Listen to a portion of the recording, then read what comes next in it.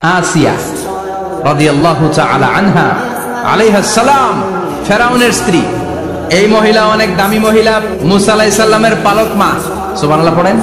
নিজের সন্তান ছিল না, সাইয়েদনা মুসা আলাইহিস সালামকে মায়ের মতো লালন পালন করেছেন। গোপনে গোপনে মুসা আলাইহিস সালামের উপর ঈমান এনেছেন। গোপনে গোপনে রাত্রিবেলা তাহাজ্জুদ করে চোখের পানি ছেড়ে চাইতেন কার কাছে? ফেরাউনের বউ আর ফেরাউনের ফিনান্স মিনিস্টার, অর্থমন্ত্রীর বউ, দুইজন লুকিয়ে কালিমা পড়ে মুসলমান। ফেরাউন কিছু জানে না। সুবহানাল্লাহ। কি আল্লাহর খেলা!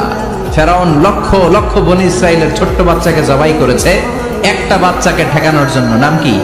মুসা। আর ফেরাউনের ঘরে আল্লাহ মুসাকে বড় করলেন। কোন সুবহানাল্লাহ! লুকিয়ে লুকিয়ে ঈমান আনলো।